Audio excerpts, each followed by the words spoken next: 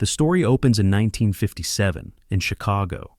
Inside a modest but refined tailor shop, we meet Leonard. He isn't originally American. In fact, he moved to the United States just 2 years ago.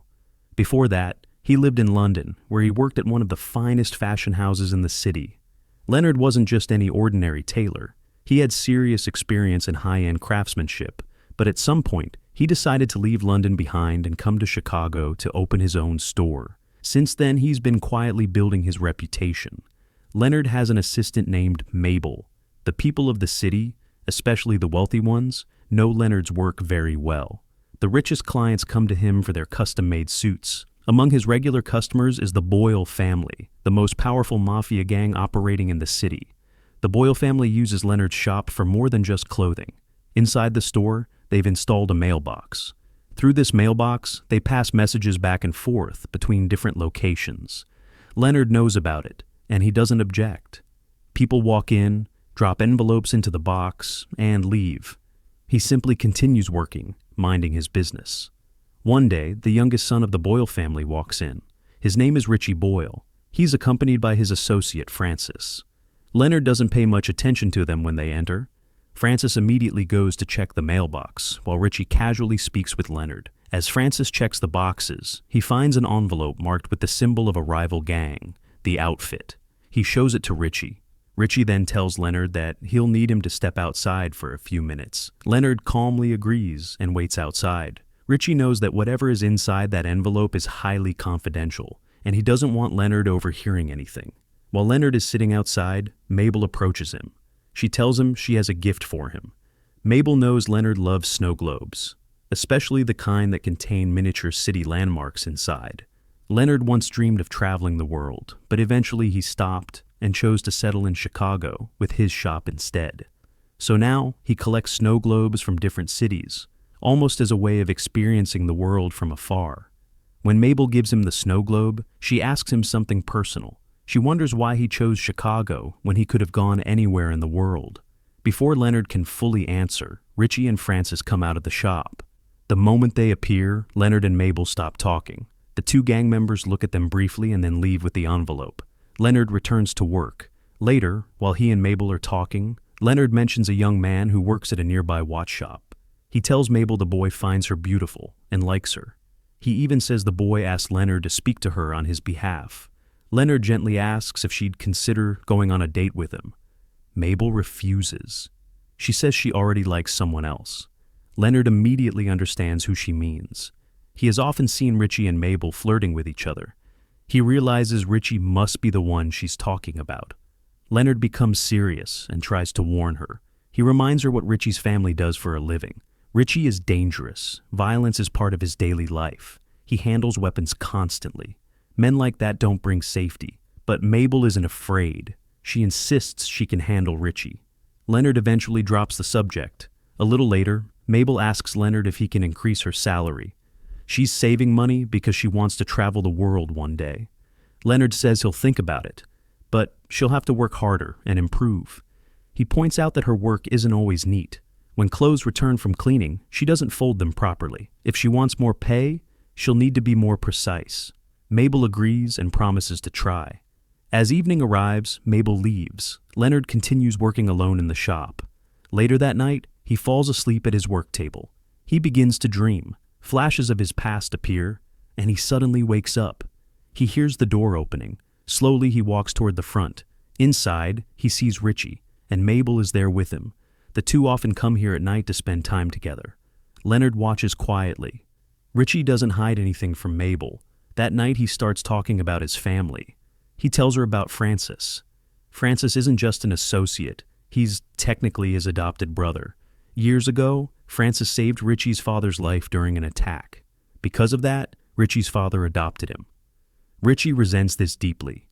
He doesn't see Francis as a real brother. His father favors Francis more than him. Richie also explains something serious. Francis believes there is a traitor inside their organization. Someone has been leaking information. Recently, their operations have suffered heavy losses. A rival gang called La Fontaine has been targeting them. Richie says his father listens carefully to Francis's suspicions. But Richie doesn't trust Francis at all. Meanwhile, in another room, Leonard overhears everything. Suddenly, Leonard accidentally drops something, making a loud noise. Richie hears it.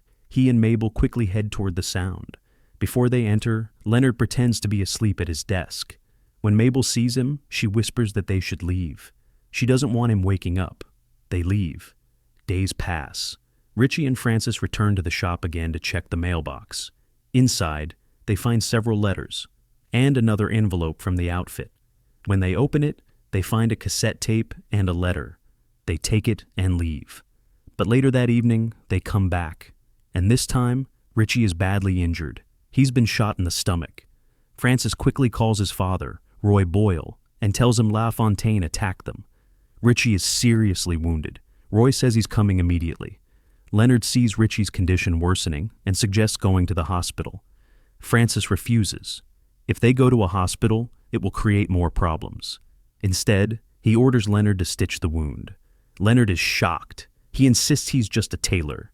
Francis tells him he has no choice if he wants Richie to live. Reluctantly, Leonard agrees. He begins stitching Richie's wound without anesthesia. Richie screams in pain. Eventually, he passes out from it. Leonard continues carefully sewing until the bleeding finally stops. Afterward, they move outside the room. Francis opens a briefcase and takes out the same cassette tape. Leonard approaches, but Francis tells him to stay with Richie while he goes out to get a cassette player. Leonard doesn't understand. Francis explains everything. Someone in their family was wiretapped. The recording contains proof that a member of their organization has been speaking to the FBI. They were about to listen to the tape earlier, but rival gangs attacked them. Now, everyone wants that tape because it can destroy the Boyle family. Francis needs to play it to discover who the traitor is. He leaves to get a player. Leonard remains behind with Richie. After some time, Richie wakes up. He's feeling slightly better. Leonard calmly tells him everything he knows, that someone in their family is leaking information, and Francis went to get a cassette player. Leonard asks Richie if he suspects anyone. He suggests something carefully. The traitor must be someone close, someone who knows everything, but maybe not blood, maybe an outsider. He subtly points toward Francis. Richie starts thinking. Then Leonard suddenly says something shocking. He tells Richie that he himself is the spy. Richie stares at him and then laughs. He says Leonard is just a simple tailor. He works all day with fabric. Leonard calmly corrects him. He says he wasn't just a tailor, he was a cutter. And there's a difference.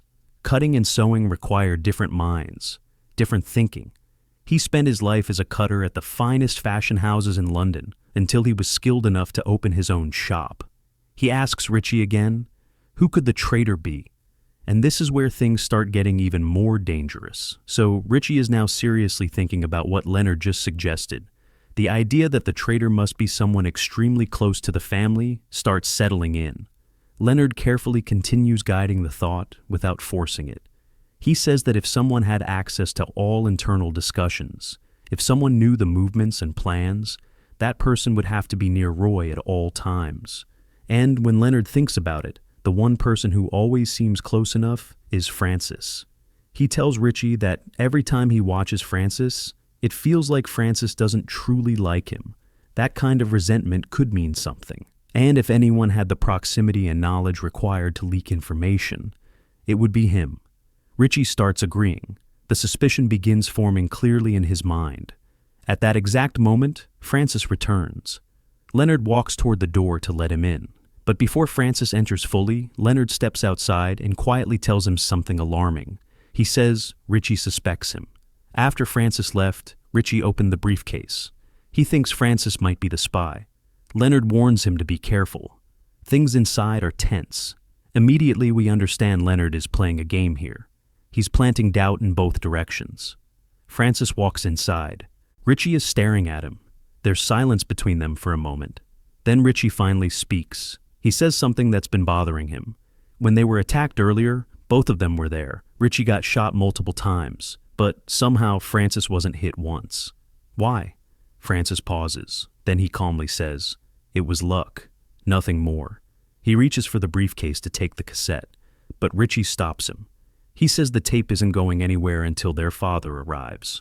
They'll wait together? Francis doesn't agree. He tries to grab it anyway. That's when things explode. The two start fighting. It's aggressive and personal. During the struggle, the briefcase falls to the floor and bursts open. It's empty. The cassette is gone. Now the suspicion turns into open hostility. Richie believes Francis took it. Francis believes Richie has it hidden. Both pull out guns. Richie fires first, but he misses. Francis doesn't. He shoots Richie straight in the throat. Richie collapses. He dies right there. Leonard stands frozen. He just witnessed Richie's death. Then the doorbell rings. Francis immediately understands. Roy has arrived. He panics. He tells Leonard they must hide Richie's body immediately. If Roy sees his son dead, neither of them will survive. Leonard must stall Roy at the door while Francis cleans up the blood. Leonard does exactly that. He hides the body and goes to greet Roy. Meanwhile, Francis frantically wipes away the blood. By the time Roy enters, the room is clean. Roy looks around and asks one question. Where is Richie? Francis tells him Richie took the cassette and left. He says he tried stopping him, but Richie wouldn't listen. Roy turns to Francis and gives him an order. Go find my son, bring him back, and bring that cassette back too. Francis leaves again. Now it's just Roy and Leonard inside the shop.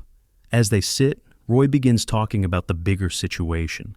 He explains that the largest criminal organization in the world is the Outfit. Their influence spreads across Europe and America. There's almost no country where they don't operate. They approached Roy because the Beale family controls Chicago. They wanted to work together. Roy agreed. But then the Outfit discovered there was a spy inside Roy's organization, someone feeding information to the FBI. That's why they sent the cassette. Once played, it would reveal the traitor. That tape is extremely important. Leonard listens carefully. Then he asks Roy something honest. Why are you telling me all this? You've never discussed your operations with me before. Roy calmly responds. Because Richie's coat is still here, and Richie never goes anywhere without his coat. Which means Leonard is hiding something. Roy pulls out his gun and points it directly at Leonard. He demands the truth. Where is my son? Leonard is cornered. At that exact moment, Francis returns. But this time, he's holding Mabel at gunpoint. Now Leonard understands something very important. If he tells the truth about Richie being dead, Francis might kill Mabel instantly. So, Leonard starts lying. He tells Roy that Francis and Richie had gone together earlier to confront LaFontaine's men. Francis killed 4 of them. Richie didn't kill anyone. Richie was embarrassed and desperate to prove himself, so he left again to show he was capable. Roy listens carefully. Then he asks Leonard, "Why didn't you tell me this earlier?" Leonard says Richie threatened him. If Leonard told Roy anything, Richie would kill him. Roy seems to accept this explanation.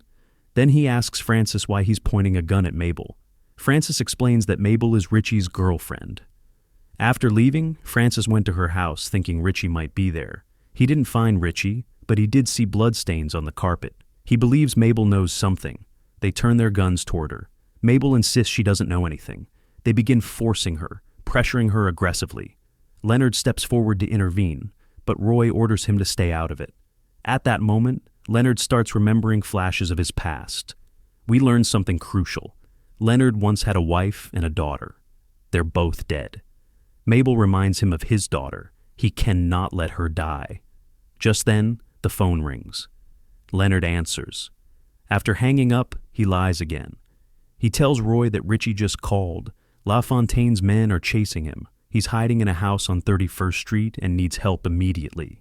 Roy quickly gathers his men and prepares to leave, but Francis stops him. Francis says he'll stay behind.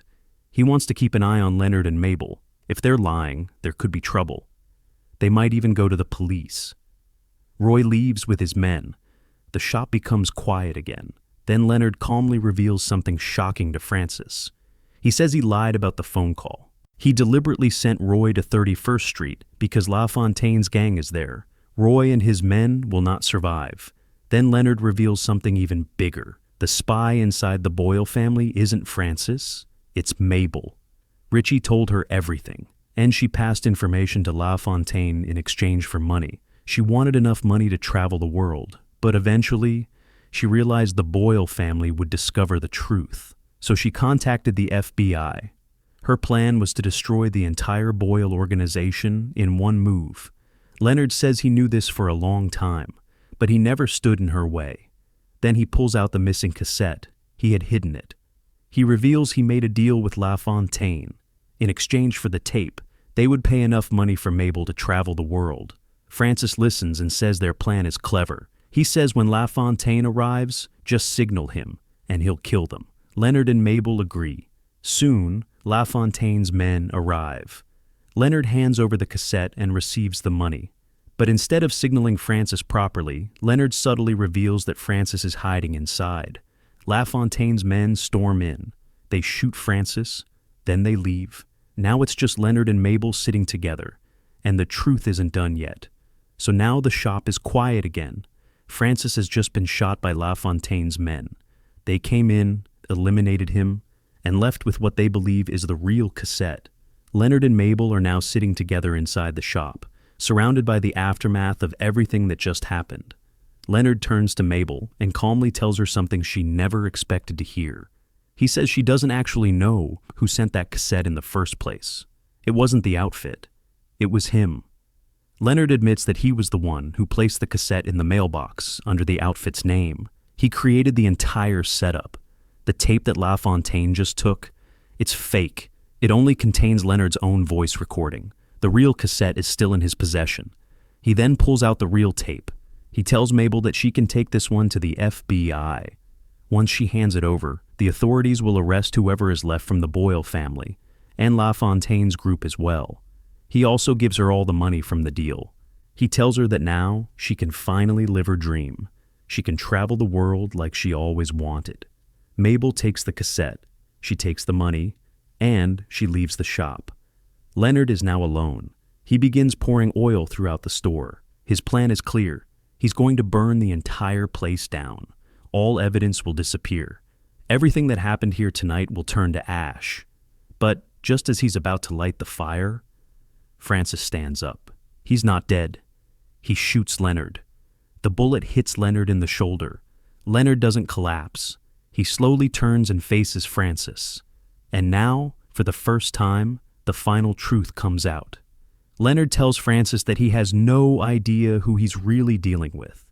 As Leonard speaks, we notice the tattoos on his hands, and suddenly, everything makes sense. Leonard wasn't just some quiet English tailor who moved to Chicago for a peaceful life.